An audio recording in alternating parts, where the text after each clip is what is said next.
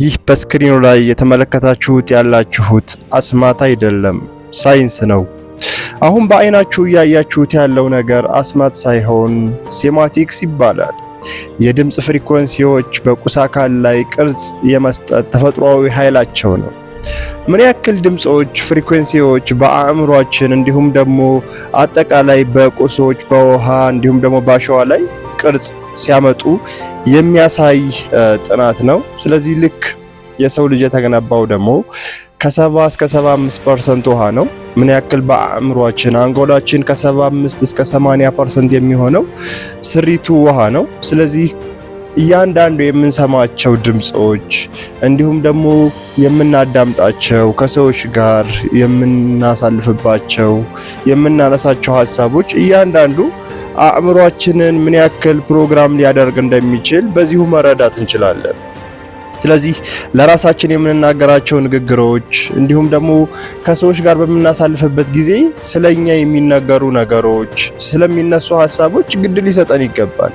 ምክንያቱም በእያንዳንዱ ሀሳብ፣ በምንሰማቸው ድምጾች፣ በምንሰማቸው ሞገዶች አማካኝነት አእምሯችን ምን እያደረገ ይመጣል? ቅርጽ እየያዘ ይመጣል። ስለዚህ ወደድንም ጠላንም ራሳችንን ልክ ወደ ሆዳችን የተበላሸ ምግብ፣ መርዛማ ምግብ፣ ለጤና የማይጠቅም ምግብ እንደማንመገበው ሁሉ ለአእምሯችንም የምንሰማቸውን ነገሮች መምረጥ አለብን። በእያንዳንዱ በምንሰማቸው በምንመለከታቸው ነገሮች አእምሯችን ፕሮግራም እየሆነ ይመጣል። ስለዚህ የምንመለከታቸውን የምናዳምጣቸውን ሙዚቃዎች የምንመለከታቸውን ፊልሞች መምረጥ ይኖርብናል። ይህንን እያደረግን ካልሄድን አእምሯችንን ምን እያደረግነው እንመጣለን? እየጎዳ ነው። እንዲሁም ደግሞ ቅርጽ እየያዘ ይመጣል። በተለይ አሉታዊ መልእክት ያላቸው ፊልሞች፣ ሙዚቃዎች፣ ሰዎች እነዚህን ነገሮች ከህይወታችን ምን ልናደርግ ይገባል? ልናስወጣ ይገባል፣ ልንቀንስ ይገባል። ካልሆነ ግን አእምሯችን ፕሮግራም እየተደረገ ይመጣል። በተለይ አብረን የምናሳልፋቸው ሰዎች ወሳኝነት አላቸው። ሚረር ኒውሮን የሚባል የአንጎል ክፍል አለን። ይህ የአንጎል ክፍል ምንድነው ሊያደርግልን የሚችለው?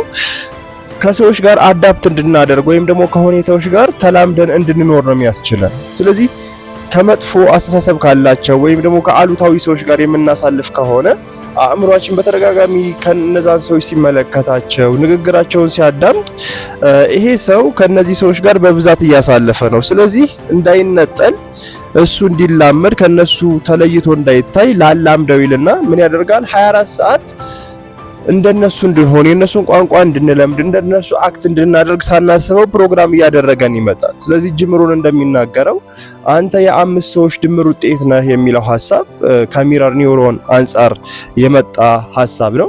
ስለዚህ አጠቃላይ በብዛት የምናሳልፋቸው ቀናችንን በምን ያክል ኢነርጂ እናሳልፋለን፣ በቀን ውስጥ በብዛት ትኩረታችን ምን ላይ ነው የሚለውን ራሳችንን መጠየቅ አስፈላጊ ነው።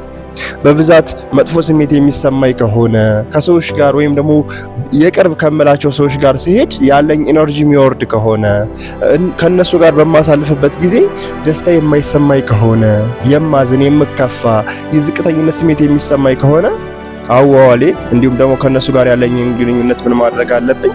ማስተካከል አለብኝ። ለለውጥ ሁለት ነገሮች ወሳኝነት አላቸው። የመጀመሪያው አስተሳሰባችንን መለወጥ ነው። ሁለተኛ ደግሞ ከባቢያችንን መለወጥ ነው። ስለዚህ አንደኛ አስተሳሰባችንን እየቀየረን መሄድ አለብን። ሁለተኛ ደግሞ የምንውላቸው አብረን የምናሳልፋቸው የምናዳምጣቸው በብዛት ትኩረት የምንሰጣቸውን ነገሮች እየቀየረን መምጣት አለብን። ለማን ስንል?